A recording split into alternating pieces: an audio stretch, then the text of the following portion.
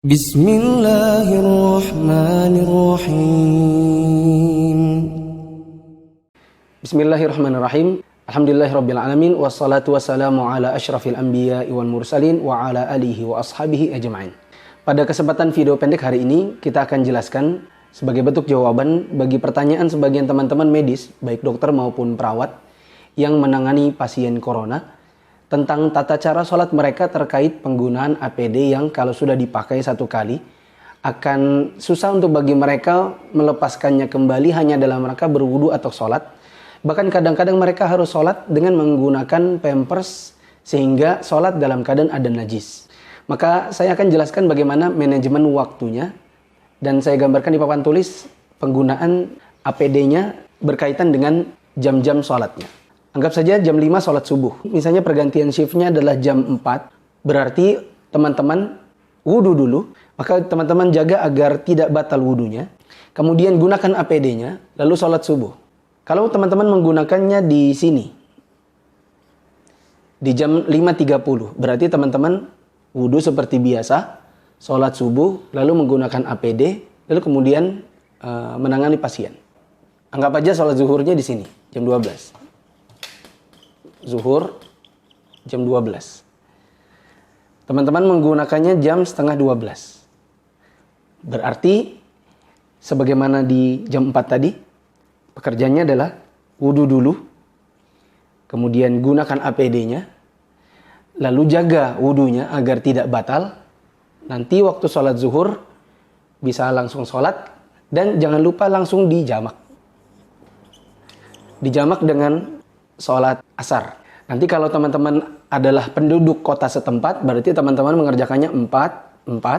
Bila teman-teman adalah tenaga medis yang didatangkan dari kota lain, berarti statusnya musafir, teman-teman bisa mengerjakan 2. Kalau teman-teman menggunakannya jam setengah 1, anggap aja setengah 1 dan sudah selesai sholat zuhur. Berarti pekerjaannya adalah wudu, sholat zuhur, kemudian pakai APD. Jangan lupa waktu sholat zuhur sama di sini dijamak dengan 4 bagi orang setempat dan 2 bagi dokter atau perawat yang musafir. Kita ibaratkan jam 4 adalah waktu sholat asar. Dan teman-teman baru akan memakainya APD tersebut, misalnya karena pergantian shiftnya adalah sebelum asar, berarti sholat zuhur sudah dikerjakan di waktu zuhur. Tidak menjamak. Wudu dulu, gunakan APD-nya, lalu sholat asar. Kalau menggunakannya di setengah 5, berarti wudu, sholat, lalu pakai APD.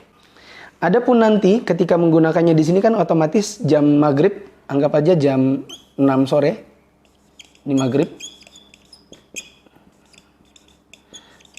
Dan anggap saja jam 8 di sini. Setengah 8 adalah isya. Maka yang teman-teman lakukan adalah untuk sholat maghrib jangan dulu. Karena kan biasanya ya bisa jadi sudah hadas gitu ya. Dan atau lagi sedang shift jaga. Maka tunda saja, nanti kira-kira misalnya sudah dilepas, anggap saja jam 11 malam. Jam 23. Baru teman-teman melepaskan APD-nya, mengerjakan sholat maghrib tambah isya 3, 4. Tapi kalau dokternya atau tenaga medisnya adalah musafir, berarti pekerjaannya lah 3 lalu 2. Kalau penggunaannya adalah sebelum isya, misalnya di sini penggunaannya, berarti teman-teman wudu dulu, kemudian gunakan APD-nya, sedangkan maghribnya dikerjakan di waktu maghrib, isya di waktu isya. Kecuali memang kalau memang ada kesulitan, kalau memisah-misah waktunya berarti bisa melaksanakannya secara jamak. Tapi bila tidak perlu, misalnya ini masih di penginapan atau di rumah atau di tempat di mana kita bisa mengerjakan sholat maghrib, berarti kita maghrib sendiri, nanti isya sendiri. Kalau dikerjakannya menggunakan APD-nya nanti setelah waktu isya, berarti teman-teman mengerjakan maghrib dan isya di masing-masing waktu, dan kalau seperti ini tidak ada masalah.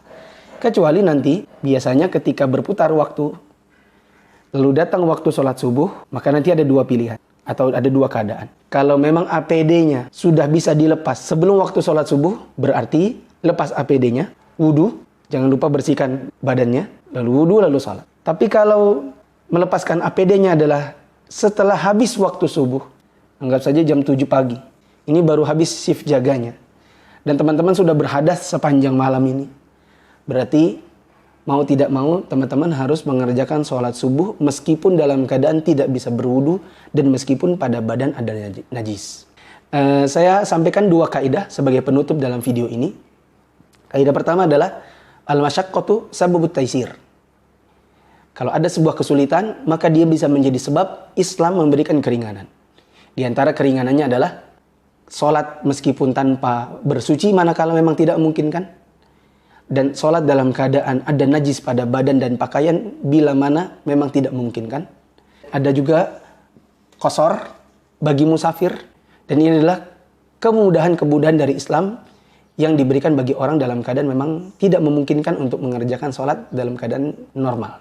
Kaidah yang kedua adalah jamak manakala ada kebutuhan. Maka kalau teman-teman membutuhkan untuk menjamak zuhur dengan asar karena sebuah shift jaga yang tidak memungkinkan untuk sholat masing-masing, maka dijamak saja. Entah jamaknya jamak takdim, zuhur asar di waktu zuhur, ataukah jamak takhir, sholat zuhur asar di waktu asar. Begitu juga untuk maghrib isya. Bila memang ada hal yang tidak memungkinkan untuk kita mengerjakan sholat maghrib dan isya di masing-masing waktu, berarti jamak maghrib dengan isya. Kalau takdim berarti maghrib isya di waktu maghrib. Kalau takhir berarti maghrib isya di waktu isya. Untuk sholat subuh tidak ada jamaknya. Maka untuk sholat subuh Anda tidak bisa sholat lebih awal karena belum masuk waktu. Dan tidak bisa juga mengakhirkan sampai habis waktu. Sementara dalam keadaan Anda masih ada najis atau sedang berhadas, maka Anda sholat dalam keadaan demikian meskipun tanpa wudu dan meskipun dalam keadaan ada najis. Bila ada yang kurang jelas, mungkin karena ini kesempatan video pendek saja, teman-teman bisa menghubungi kami di WA 0852 273 54604. Bertanya tentang bagaimana tata cara sholat kami kalau keadaannya begini, kalau keadaannya begitu, bila memang ini ada yang tidak jelas. Sekali lagi 0852 273 54604. Saya Muflis Afitra, Gerakan Solidaritas Bangsa karena Corona, dan semoga Allah segera mengangkat wabah corona ini dari negeri kita dan dari seluruh dunia, sehingga teman-teman dan kita semua khususnya kaum muslimin bisa kembali melaksanakan ibadah sebagaimana biasa. Assalamualaikum warahmatullahi wabarakatuh.